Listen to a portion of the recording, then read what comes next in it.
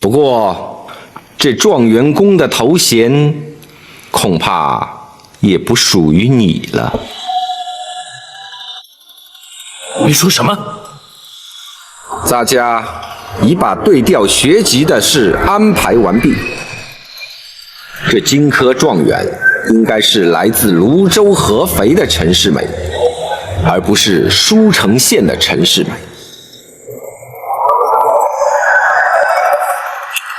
大家相信，明日就会有礼部官员为了他们的错误失职而自请处分。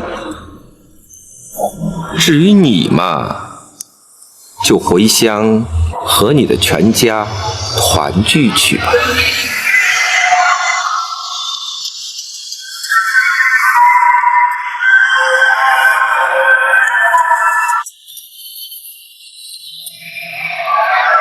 且慢！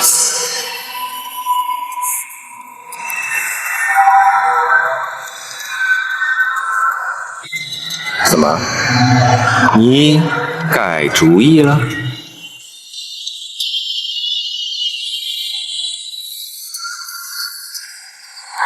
小人陈春见过包大人。请起。谢包大人。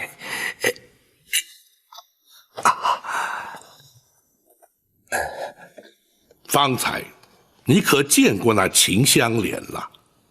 是，小人见过他了。他的夫婿陈世美，想必你也熟识。回包大人，他的夫婿陈世美是小人的同族晚辈，小人是看着他长大的。本府致函泸州知府孙大人，要你前来京城，协助本府查案。你可知悉内情？回包大人，小人只知道包大人要小人前来认一个人。不错，本府要你前往驸马府，看看那状元驸马与秦香莲的夫婿究竟是否同一个人。回包大人，据陈家村另一名落地举子陈坤说，新科状元的确就是咱们陈家村的陈世美。不，本府要你眼见为凭。是。不过，怎么？你有何爱难之处？回包大人，小人只是一个小小的陈家村地保，小人是担心进不了驸马府啊。你无需担心，本府自会亲自带你前往指证。是。今日天色已晚，不克前往。明日一早，本府会传你同往驸马府。好，是，小人恭候包大人的传唤。张龙、赵虎，属下在。可曾安排陈春的住处？回大人，属下已经安排好驿馆。好，先带陈春前去歇息。是。谢包大人。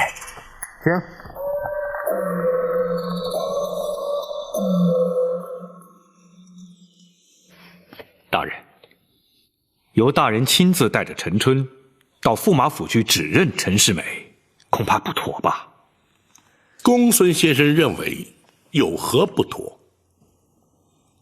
驸马的身份遭人质疑，学生是担心他恼羞成怒，借题发挥，恐怕会对大人有所指责。公孙先生可有别的办法？何不安排陈春在暗中认人呢？暗中指认，倘若导致错认，岂不更糟？本府何尝不知，此举并不妥当。可是除此之外，不能立即确认驸马身份，更不能解秦香莲母子心中之疑。倘若因此而遭人非议，本府也只好一肩承担。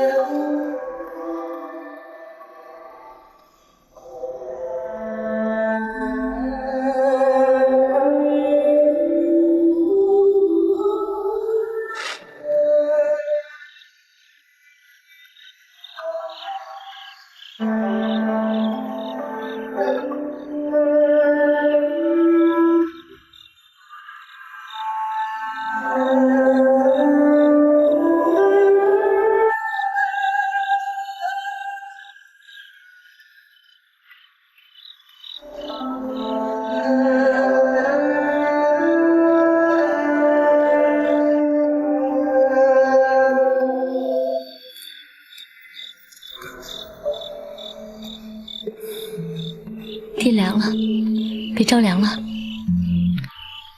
春哥呢？睡了。你在院子里想什么？我在想，我们春哥的未来。你瞧你，春哥才出生没多久，你就替他担心起未来了。我当然担心，如果没有你，我不会有今天。不知道我们春哥会不会跟我一样幸运？你放心，春哥的爹是个读书人，将来春哥长大了也是个读书人。不，那不够。我希望春哥能够拥有比我还好的童年。如果什么？如果我可以考中进士，走上仕途，那春哥和这个家的未来也就再也不用操心了。你想入仕途做官？金榜题名，光宗耀祖，这不是每个读书人都期盼的吗？那也不一定。我爹常说，读书未必要做官，所以他做了一辈子的教书先生。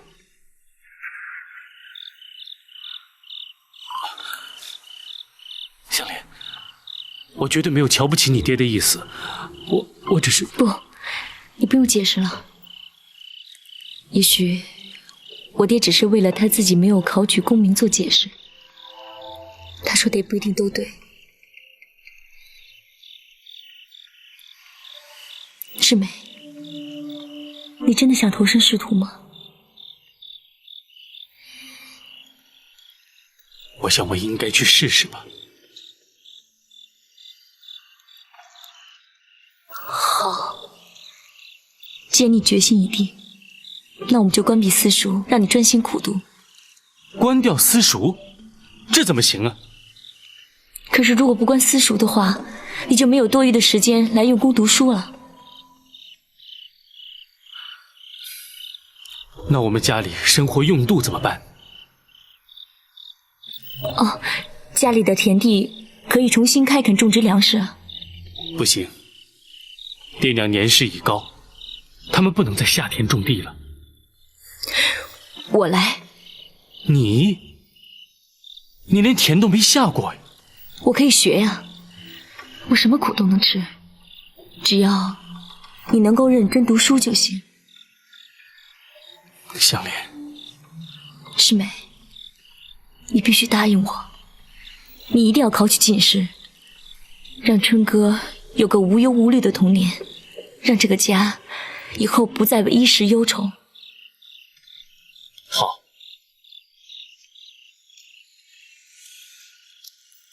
我答应你，我绝不会让你失望。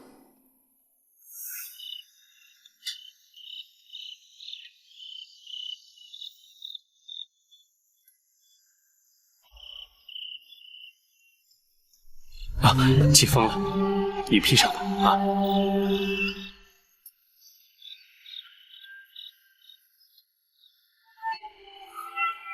多美的月亮！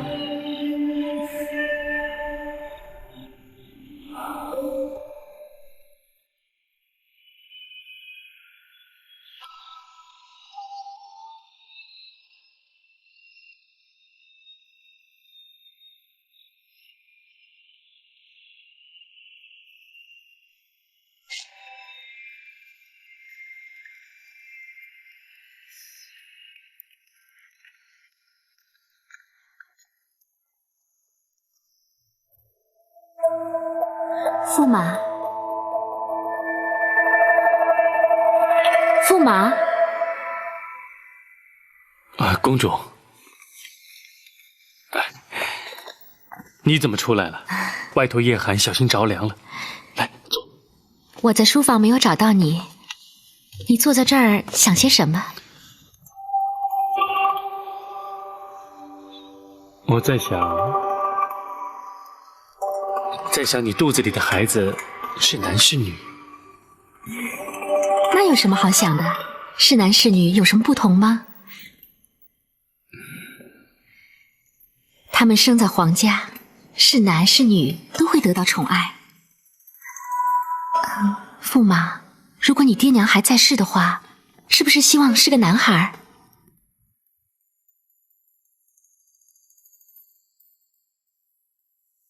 我想他们都会喜欢的。我想也是如此。希望他们的在天之灵能够为我们的孩子祝福。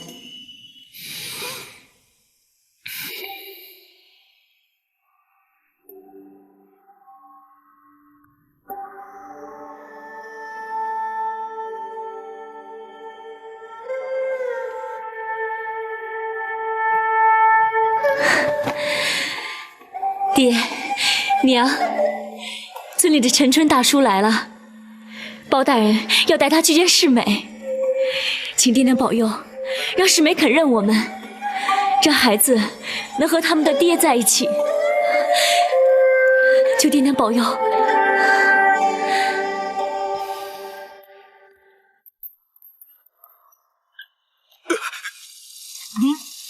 你是什么人？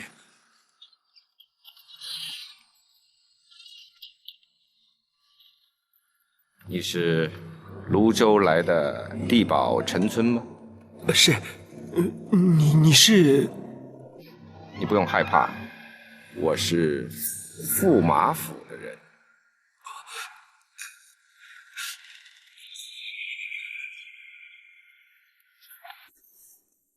包大人突然莅临，不知有何见教？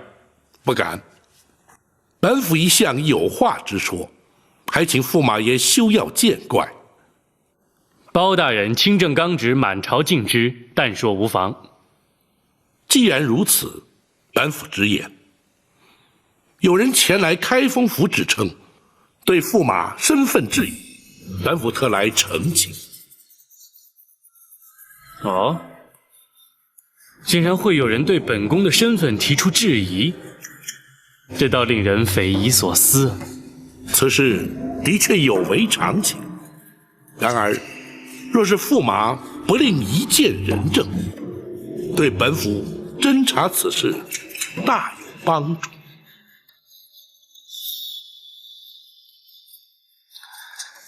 既然包大人是为了办公事，本宫岂能不配合协助呢？也罢，本宫愿意见他。多谢驸马。人证就在厅外，不知……好，现在就请他进来吧。那本府就得罪了。马汉，请。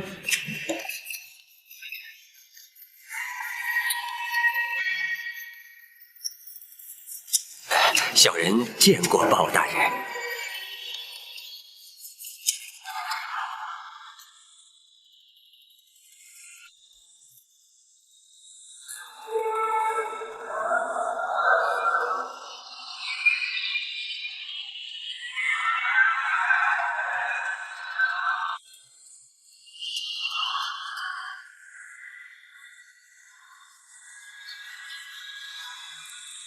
啊，驸马不是陈家村的陈世美？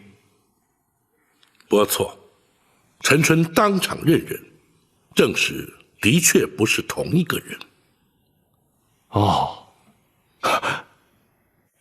果然是同名同姓啊！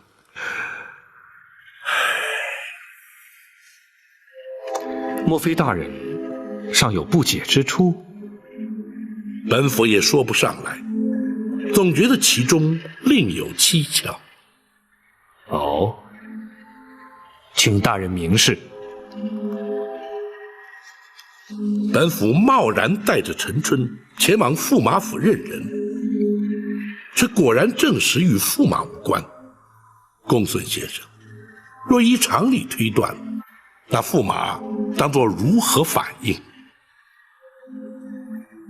驸马的身份遭人质疑，难免会心生不快。不，他却欣然接受，毫无异议。或许他是碍于大人的情面，不得不如此。然而他却毫不意外，神色自若，这岂非有违常情啊？大人，陈春是张龙赵虎由陈家村接来京城的，他从小看着陈世美长大。既然他已经证实陈世美不是秦香莲的夫婿，则此案可以认定秦香莲认错人了，大人又何必介怀呢？也许是本府多虑了，只是如今那秦香莲恐怕无法接受这样的结果呀。大人，应该不会吧？既然驸马不是他的夫婿，就没有抛妻弃子之事，他也该感到安慰才是。然而那陈家村的陈世美如今又在何处？科考落地之后，他为何没有返乡回家？只怕此案还另有发展，对秦香莲母子来说，还会有更多的煎熬逐一浮现。大叔，你说那个人他不是世美？不是，我亲眼看见他的，的确不是。可是那个人他也叫陈世美啊。那是同名同姓，他是泸州的合肥人。不，村里的陈坤大哥说，亲眼看见他骑马游街啊。他呀，那一定是看错人了。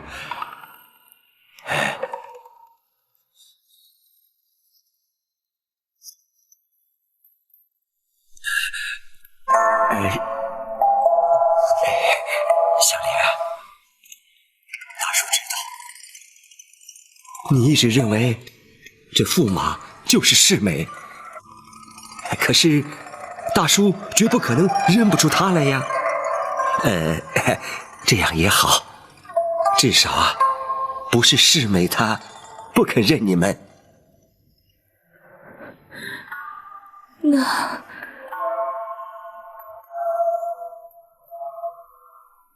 世美现在在哪儿？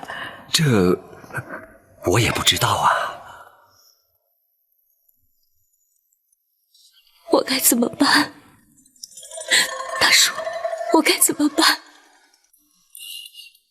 小莲，你不要再难过了，听大叔一句话，回家吧。啊，至少村里的父老乡亲们还可以照顾你们，春哥和冬妹才能够平平安安的长大成人呢。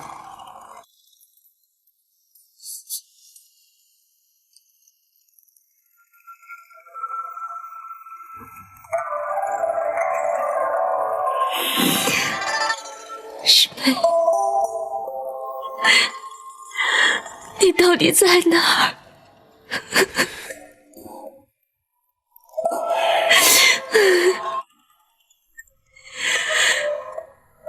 你到底在哪儿啊？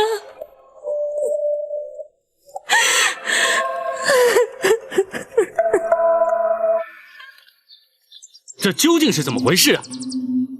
驸马爷何必动怒？什么事情都没有发生。你还敢说？那陈春怎么会到京城来？而且还和包大人一起来？包大人不是说了吗？有人质疑驸马爷的身份，所以带陈春来认人的。你说过，出了任何问题你负责。如今怎么办？你什么也别办，照样做你的驸马爷就行了。魏明，你说得倒轻松。今日包大人能带程春来府里认人，谁知他日他又会带些什么人来查些什么呢？驸马爷就放心吧。那陈春来了又能如何？只要花些银两，就能摆平这些乡下人。谁也不知道你驸马爷真实的身份，反倒证明了驸马不是陈家村来的陈世美。你，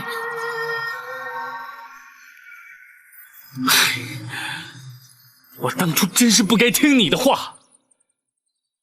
当初这么做是你心甘情愿的，难道现在要怪在奴婢一个人的身上？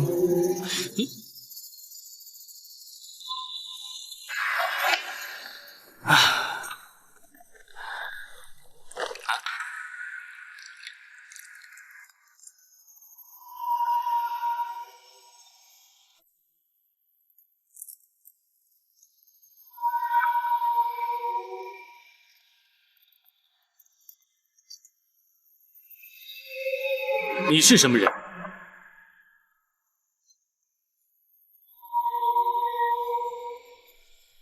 恭喜状元公。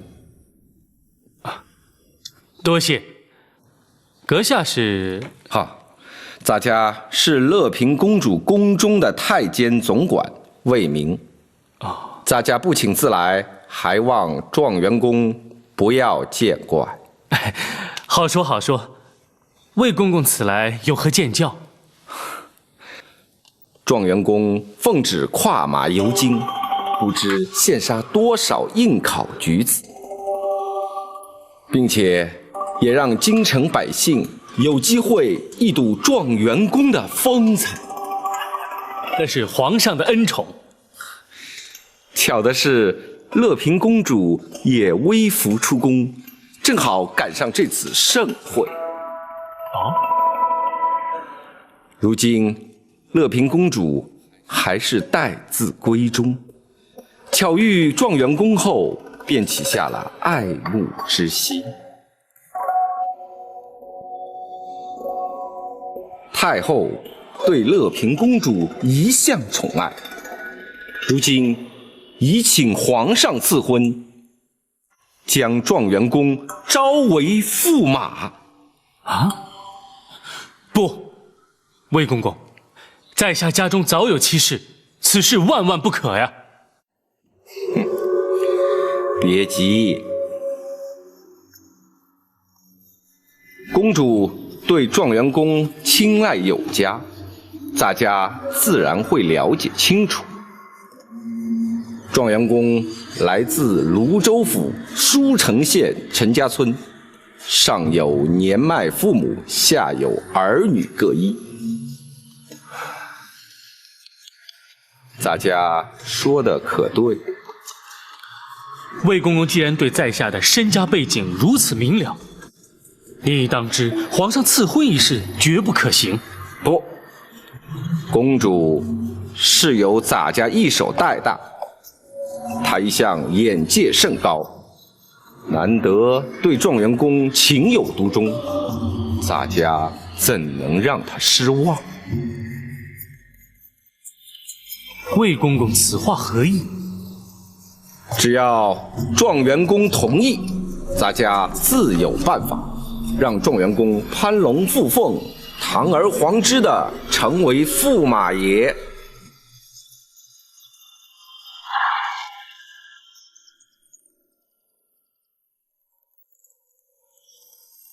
事隔才几个月，驸马爷应该不会如此健忘吧？当初如果不是你自己同意的，谁也不能逼你成亲。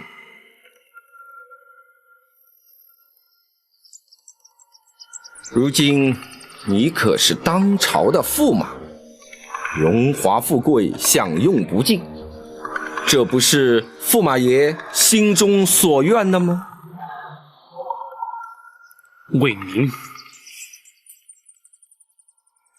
你明知当初我不得不听你的，你又何必此刻冷言相讥呢？当初你可以不听，如今这个局面是你自己选择的结果。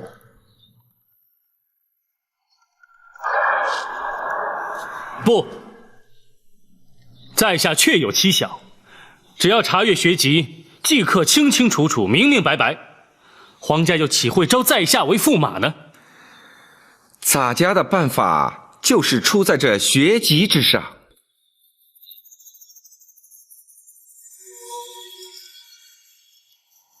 魏公公，此话怎讲？本科有一名落地举子，来自泸州合肥。他无亲无眷，孑然一身。巧的是，他与状元公同名同姓。只要将应考号牌所属的学籍做一对调，那状元公岂不是就没有蹊跷，而理所当然的被招为驸马爷了吗？什么？这怎么行啊？难道就不怕他日遭人揭穿？大家说过，他无亲无眷。再说，在这京城里头，根本就没有人认得他。就算没人认得，他若是知道我冒用他的身份，就不怕他出面举发吗？状元公放心，大家自然会让他在人间消失的。不，万万不可！岂能因此加害一条人命呢？状元公，这是咱家的事，就不劳状元公费心了。不，在下绝不同意。如果状元公不同意，那公主的一番情谊不就付诸流水了吗？公主若是得知在下确有蹊跷，想必也会谅解。不，既然公主是咱家一手带大的，咱家自然对她知之甚深。以公主的脾气，是不会善罢甘休的。哼，即便如此，也只有让公主失望。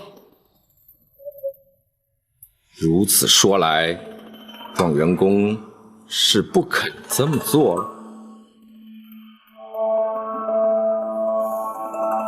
在下实在不能。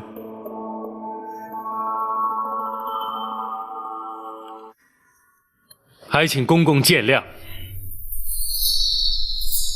也罢，既然不能勉强于你，咱家也只能作罢。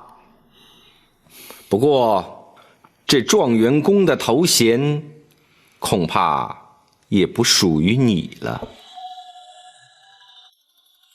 你说什么？咱家已把对调学籍的事安排完毕。这金科状元应该是来自泸州合肥的陈世美，而不是舒城县的陈世美。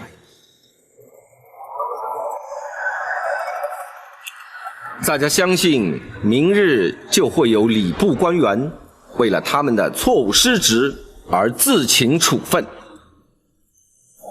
至于你嘛，就回乡和你的全家团聚去吧。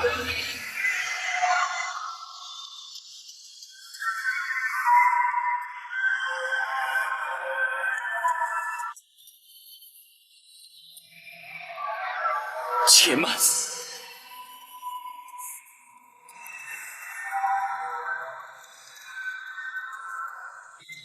怎么？你改主意了？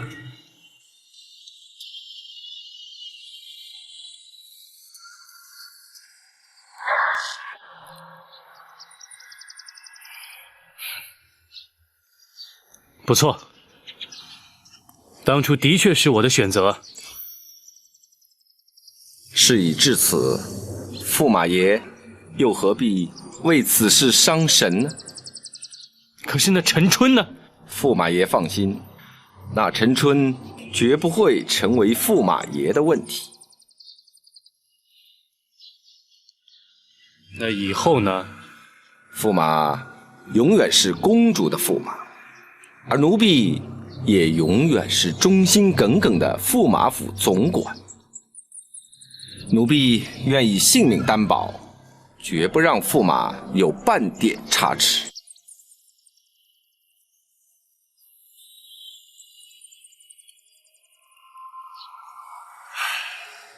秦香莲，你家乡地保已经证实，驸马并非你的夫婿，本府无法接你的诉状，你可明白？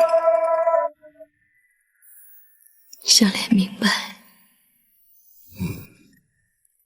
陈春，小人在。本府将你招来京城坐镇任人，如今你可回到陈家村，是，并将秦香莲母子一并带回。沿路之上，要善加照顾，不得有误。是，小人遵命。公孙先生，学生在。交代府中账房贴补他们的返乡费用，再由本府俸禄之中提拨纹银20两，给香莲母子作为日后生活所需。是。多谢包大人。你不必向本府致谢。返乡之后，你要独自一人抚养2名子女，往后日子还长，你要自己保重啊。是。陈春，你们预定何时启程？回包大人，小人顺便在京城办点事儿，明日一早即刻启程。香莲母子可以在府中多住1晚，明日一早随陈春一同返乡。你们退下吧。谢包大人。走吧。大人，学生立刻去安排账房支付费用。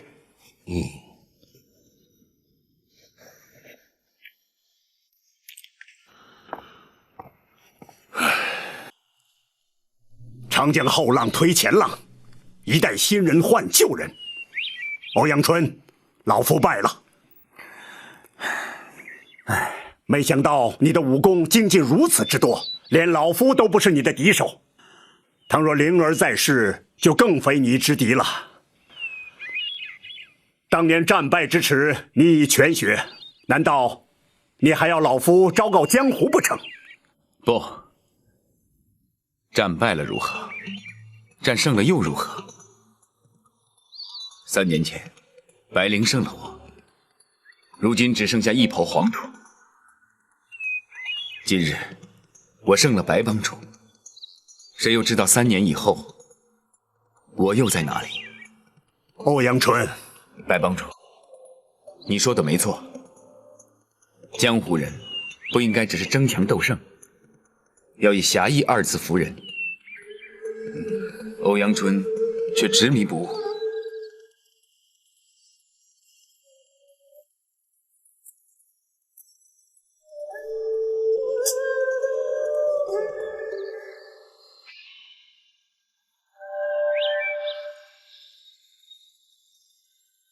白灵，3年前一战，你让我潜心苦练，今日跟白帮主一战，却叫我如当头棒喝。从今天开始，欧阳春不再计较胜败得失。今后你作何打算？可愿意留在马帮？不，我志在行侠仗义，笑傲江湖，这一点恐怕永远都不会改变。不过由你父女二人身上得到的教训，却让我终身受益不浅。欧阳春多有失礼之处，还请白大当家的不要怪罪。告辞。且慢，抛下过去的恩恩怨怨不论，你可愿交我白鹰这个朋友？白帮主，你虽不问，老夫也要告诉你，白灵是因难产而亡，留下一个2岁的孤女。我祖孙2人相依为命，若多了你这个朋友，相信灵儿在天之灵也会感到安慰。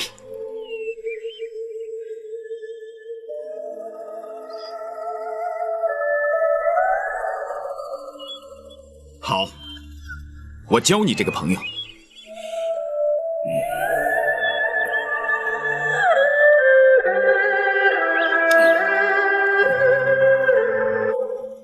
从此，我和马帮帮主结下了忘年之交。多年以来，在江湖上闯下了个北侠的虚名。可是，我不时回马帮，和他祖孙俩见面。老帮主告老退隐，我就接下了马帮的帮主。如今，我交还给白小霜，叫他继承祖业。今天这件事，要不是从欧阳兄口中说出，詹某还真不能相信，欧阳春和马帮还有如此一段往事。故事讲完了，我们也该赶路了，不然就来不及了。欧阳兄，此话怎讲？我怕小霜会对八王爷不利。你不是说白小霜是八王爷的亲生女儿，她不会加害王爷的吗？那是以前，今天是白灵的忌日，她一定会带八王爷到坟前去祭奠。情急之下做出任何事情，我们都无法预料。什么？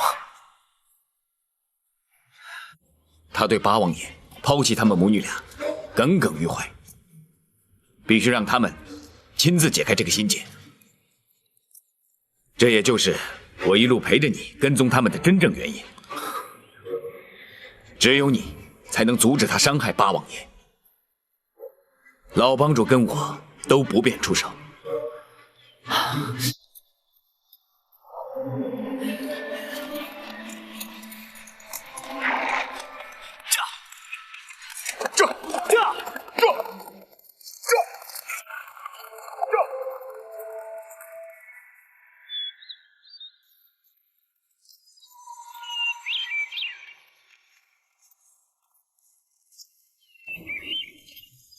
你不是要带我去马帮的吗？到这儿来干什么？我是带你来向一位故人祭拜。啊？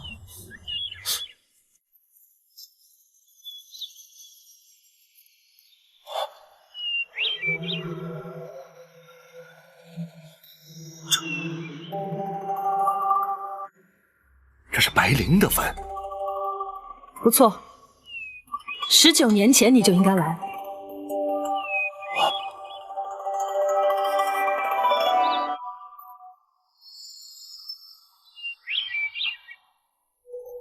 白小霜，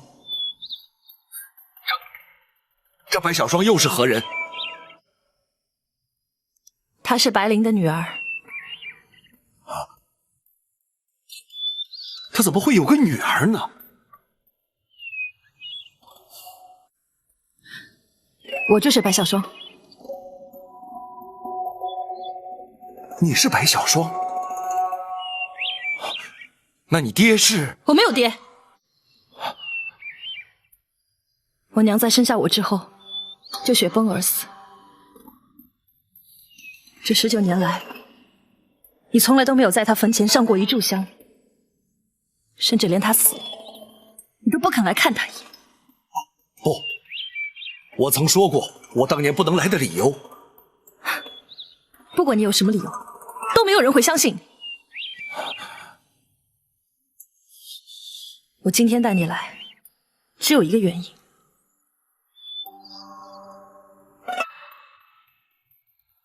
因为今天是他的忌日。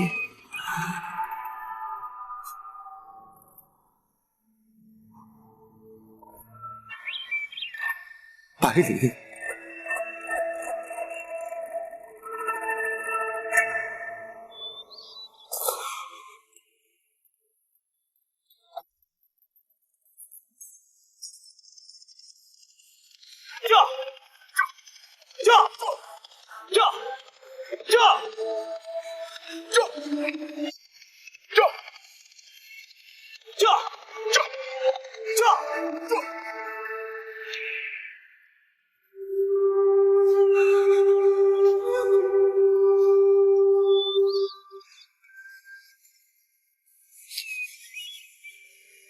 百里，昔日一别，竟成永诀。我再也没有想到，会有站在你的坟前祭拜的一天。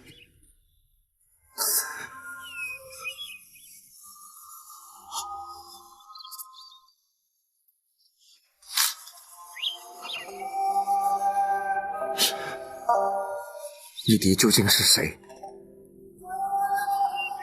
他可知道你娘所为他遭受到的不幸？我说过我没有爹。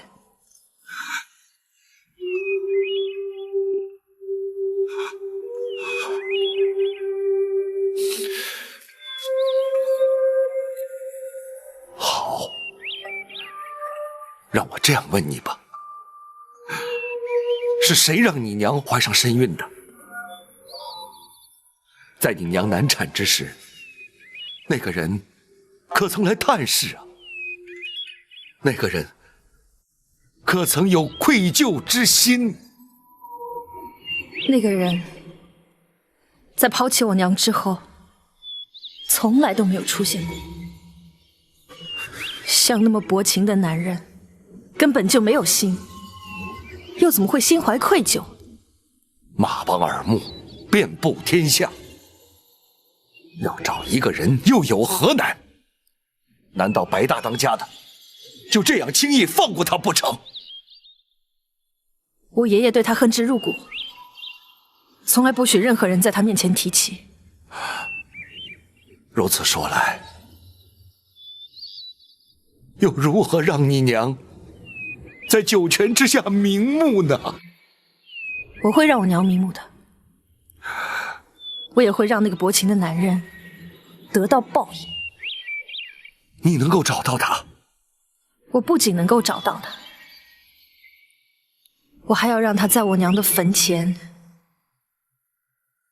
以死谢罪。如今他人在何处？如今他就在我娘的坟前。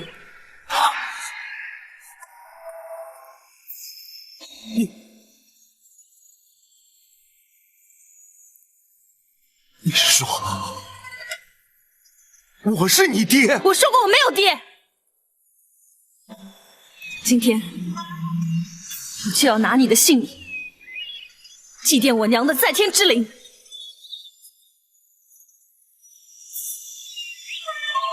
你就是我的女儿，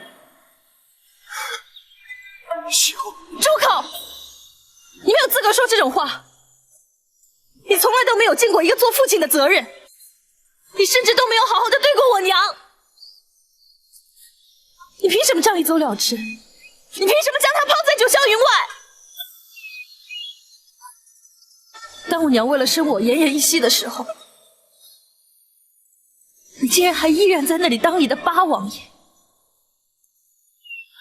当我娘离开人世间的时候，你都不肯去她的坟前为她祭拜。你凭什么让他不顾一切的以身相许？像你这样的人，还凭什么可以活在人世间？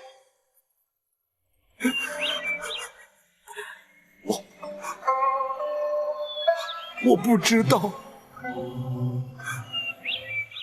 百里，我是真的不知道，我不知道她怀了我的骨肉，我更不知道她还因此而死。若早知道，我会不顾一切来找你的。不要找理由，这不过是你担心死在我剑下找出来的借口。不是在找借口，我是真的不知道。不管你信或者不信，如果你要对我动手，我不会有半点善意。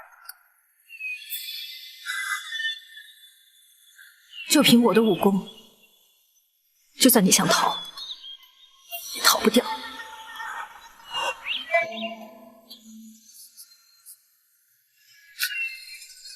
问世间情为何物？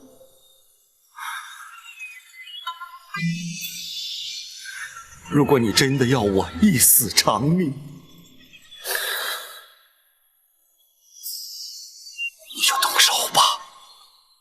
好，今天我就替我娘除去你这个无情的负心汉。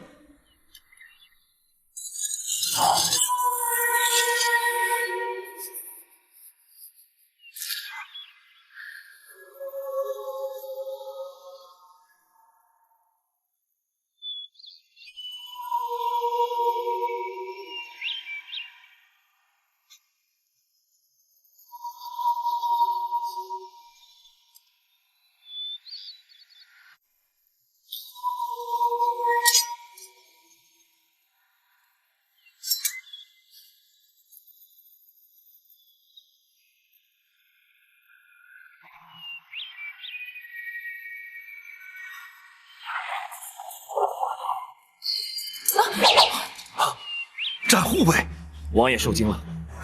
展昭，谁叫你插手我们的事？展宝在此，休想伤害王爷。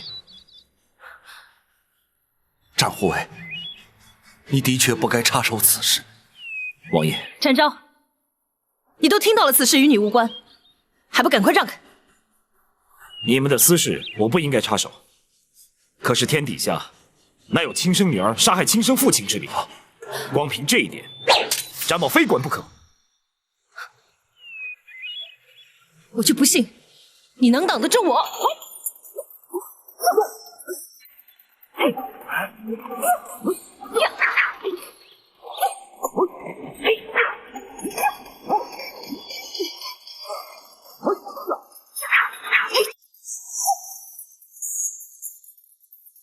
住手！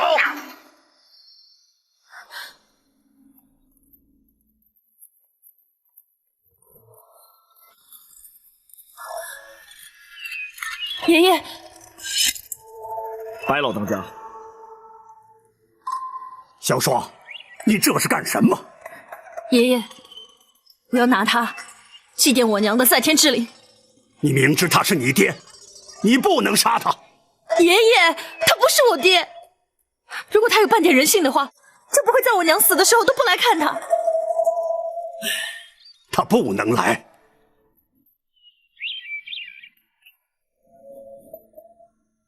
为什么？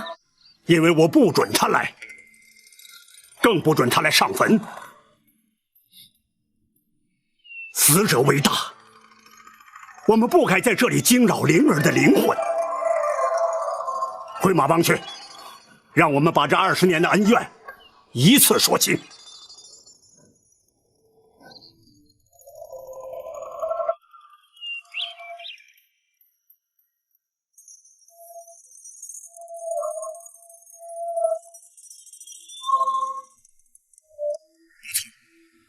这里正是当年你来马帮之时的住所。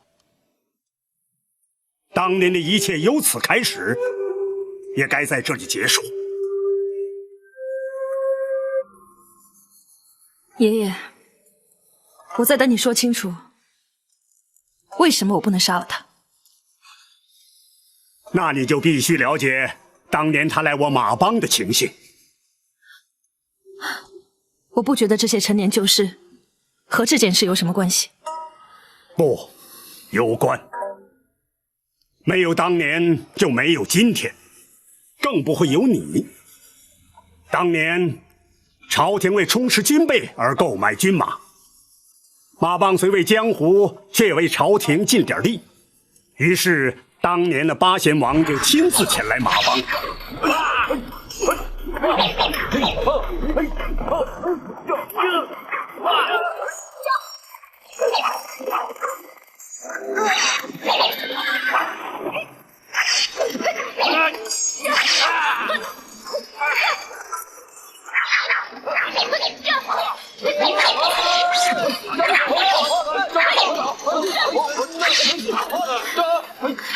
你没事吧？多谢姑娘相救，在下安然无恙。他们这些人来自西夏，他们是不想让你买马。姑娘怎么会知道呢？我是马帮的人，白大当家是我爹，我叫白灵。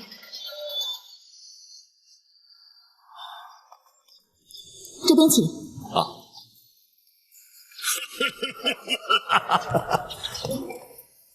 八贤王一路辛苦了，老夫白鹰未曾亲自迎接，还请不要怪罪。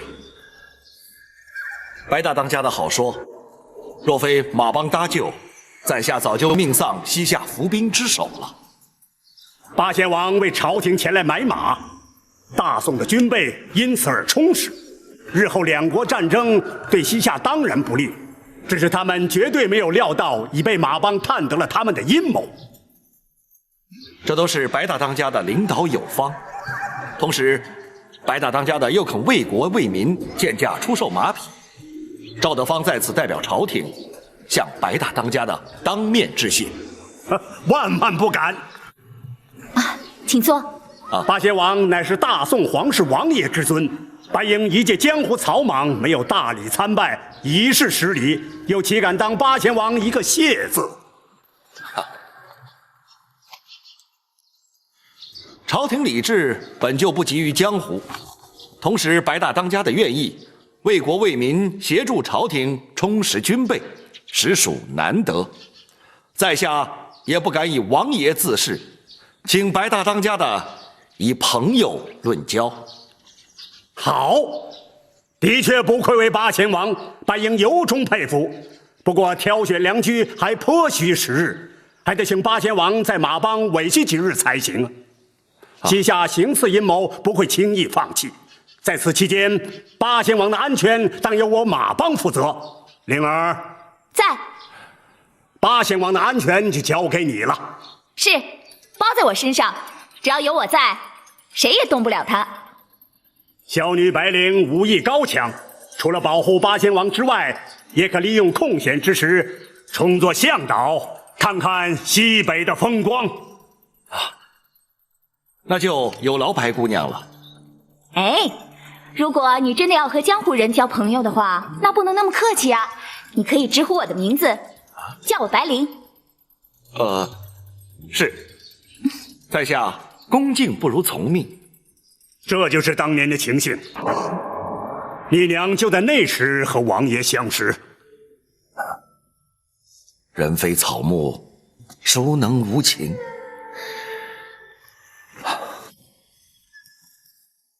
挑选良驹，的确费了不少时日。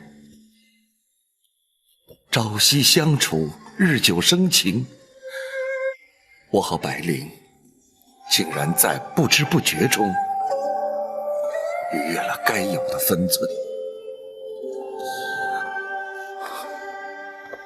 白大当家，这也是我永远无法弥补的愧疚。这也是当年老夫不肯原谅你的原因。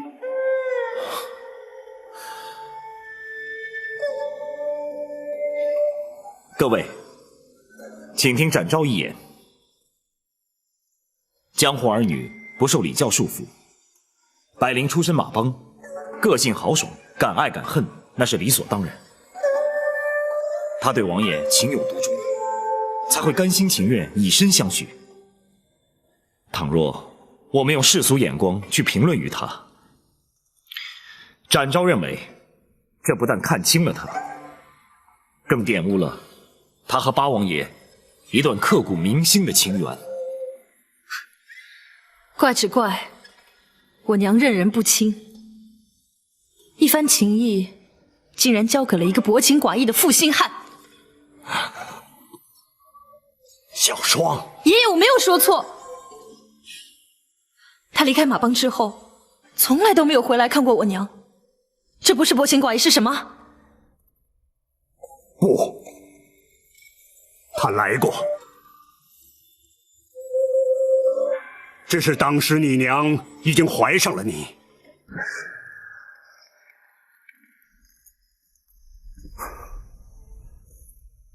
白大当家的，你为何不让我见他？不是我不让你见他，而是他不愿意见你。为什么？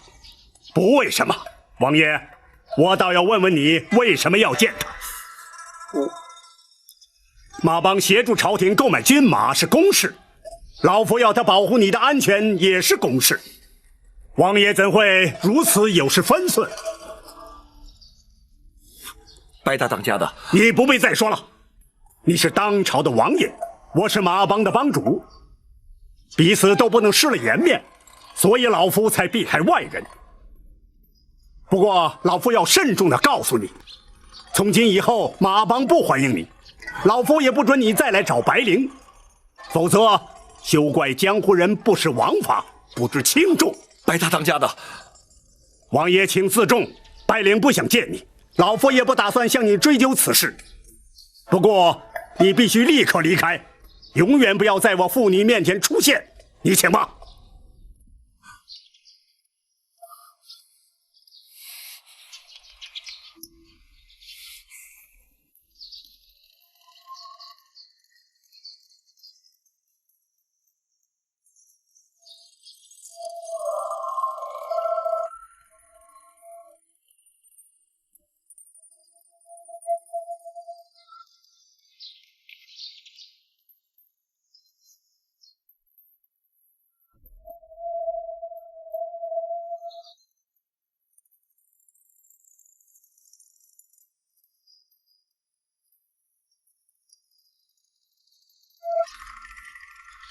他走了？走了。那就好。灵儿，虽然你不许爹杀他，可是难道你自己就这么算了不成？爹，这是我自己心甘情愿的。女儿本来就没有打算让他负责。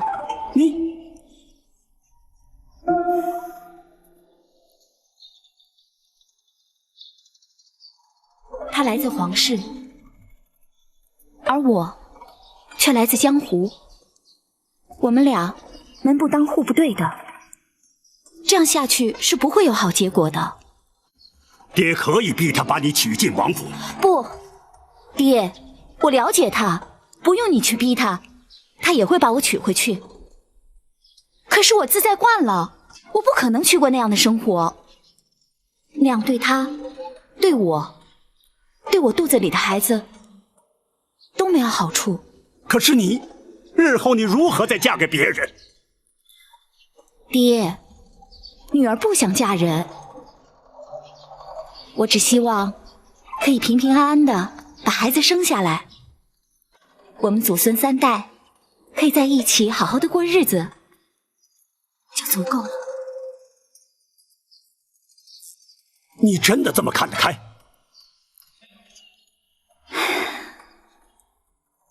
这不是能否看得开的事。爹，能怀上他的孩子，我就心满意足了。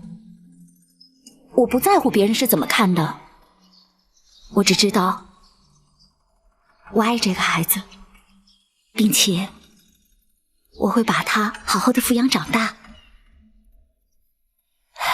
爹，这才是女儿真正想要的。唉，你的想法始终与人不同。既然你早已下定决心，爹就一切依你。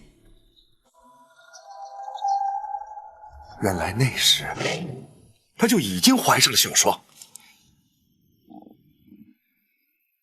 就是他不肯见我的原因呐。不错，灵儿一向有主见，老夫也知道，对他勉强不得，只好由他。好，就算当时不见他是娘的主意，那为什么娘过世之后，他还是不肯来？小双，那是爷爷不准他来。爷爷，如果他像娘对他一样那么好，就该不顾一切的过来看他最后一面。不，他也曾经试图要来。白大当家的，不，我必须告诉小双，这个责任不该由你来扛。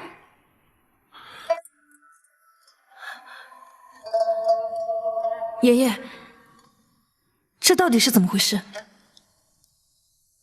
你娘生下你之后，犯了血崩之症，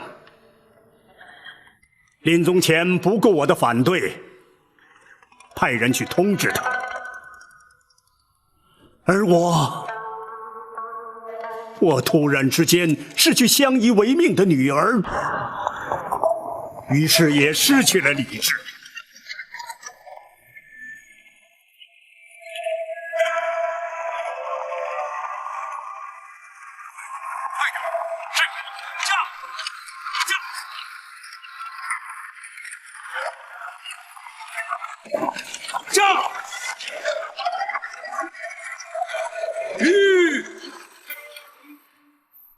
怎么不走了？有人挡住路！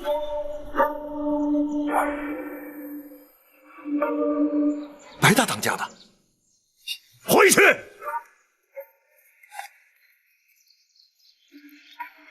白大当家的，回去！白灵他，我不许你去看他。不，我要在他入殓之前见他最后一面。他是因你而死，你还敢去打扰他？因我而死？他究竟是怎么死的？你不必知道，你也不准去看他。连在他的坟前焚香祭拜都不行吗？不行！若是我非去不可呢？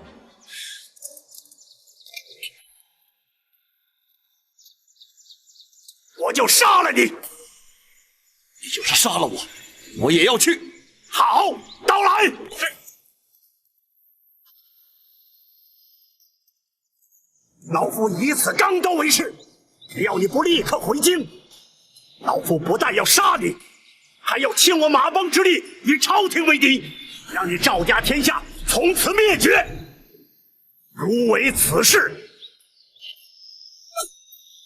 如同刺刀！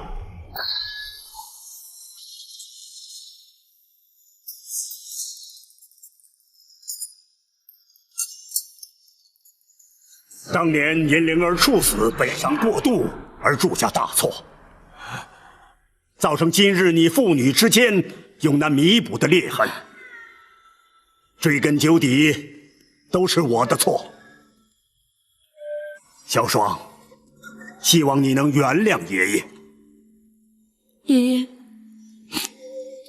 我不怪你。白姑娘，八王爷与令堂只有爱情，并无怨恨。如今你也该认父归宗了吧？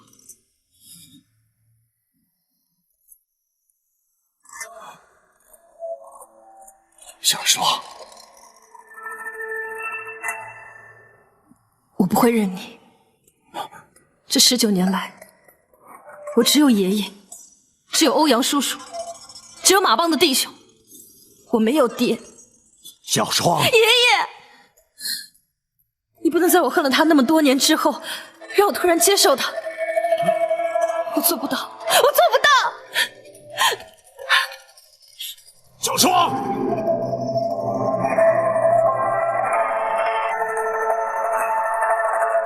老夫实在没想到会成为这种局面。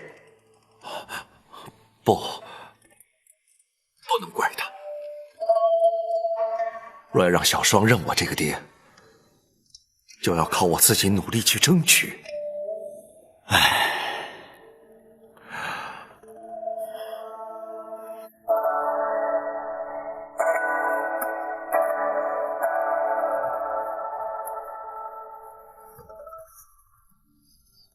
秦香莲如今的情形如何？驸马不是他的夫婿，的确让他颇有失落之感。不过，他似乎已经认命，明日和陈春回乡之后，当能面对日后的生活。这样也好，否则，若是驸马果真是那忘恩负义的陈世美，即使让他伏法，对秦香莲母子而言，也未必是福啊。启禀大人，秦香莲求见。哦，让他进来。是，请。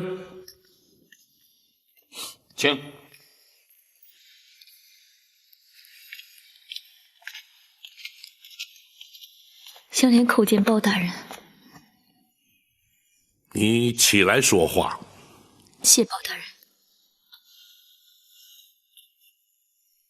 你见本府有何事？可是银两太少，不符家用。不，包大人所赐的银两足够香莲母子生活所需了。那么你可是有未了的心愿不成？正是。香莲知道大人公忙，便不该打扰。不过香莲斗胆，求包大人再施以援手。你说，当今驸马不是香莲的父婿，包大人未办香莲冒染皇亲之罪，香莲感激不尽。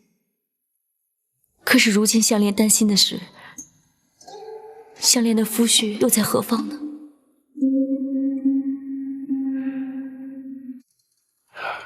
新科进士之中，除了驸马之外，并没有陈世美之名。依常理推断，很可能是落地返乡了。可是发邦起境已经半年，如果返乡的话，也早该到家了。或许是你来京城之时，恰巧与他错过了。同村的陈真大叔前天刚从村里来，未曾见世美回来啊。这香莲，你的意思本府明白，你可是要本府协助寻找于他？正是。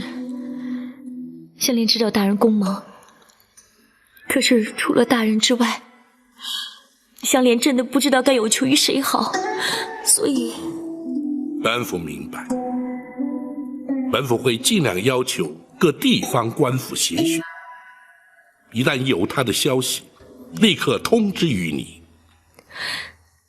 香莲多谢包大人鼎力相助。你且回房歇息，明日返乡路途遥远，还有儿女要照顾，必须有充沛的体力才行啊。是，香莲告退。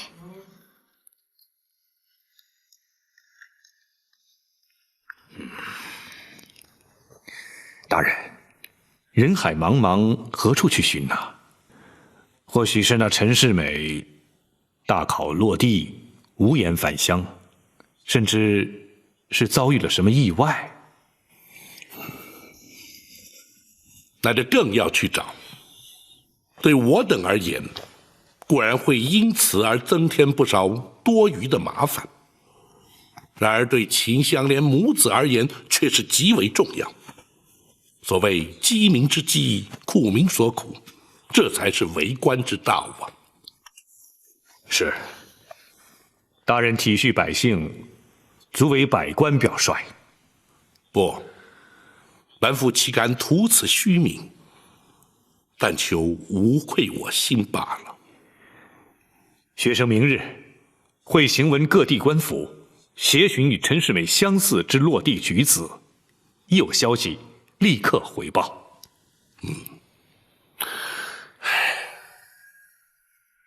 大人何事忧心呢？秦香莲进京寻夫一事，本府始终隐约觉得别有蹊跷，只是虚而不实。或许是大人太过于关心秦香莲母子罢了。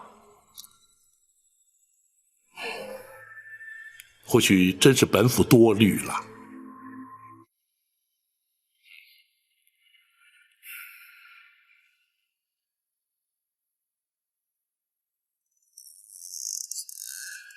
公公，你总算来了！哎呀，小人我等的心都慌了。来，快请坐。我如果不避人耳目前来，岂不是要坏了大事？哎，是。公公，小人今天在府上的应对，可还适宜？你做的还不错。哎，包大人可曾生疑？没有，一点都没有。好，那就好。公公，您答应小人的赏赐？放心，少不了你的。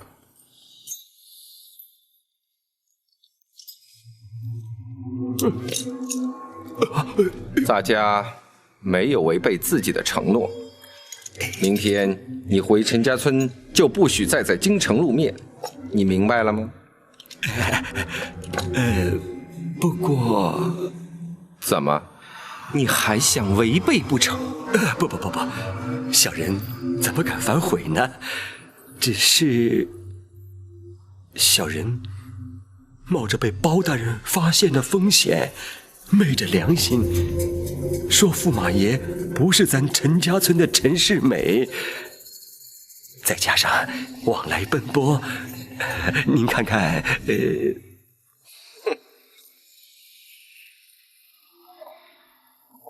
原来你是嫌钱少啊！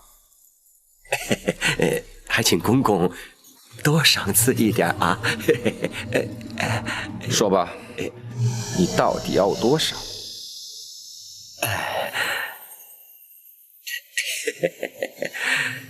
多了小人也不敢开口，500两银子。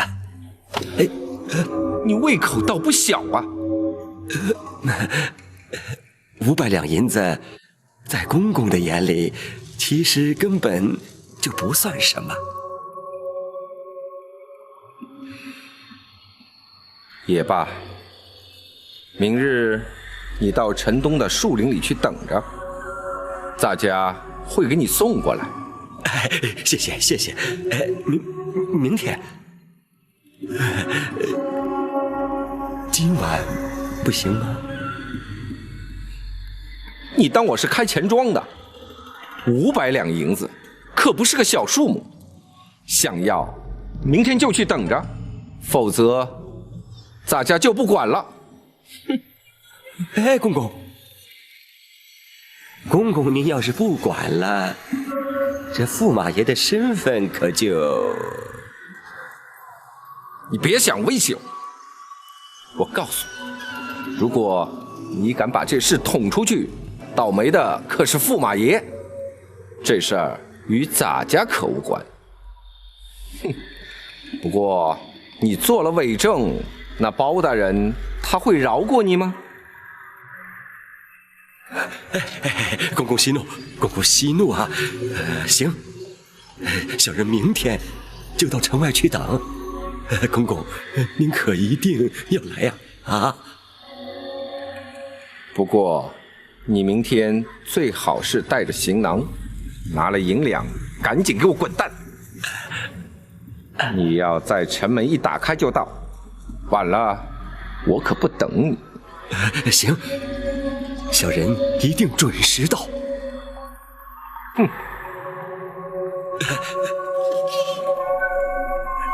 公公慢走。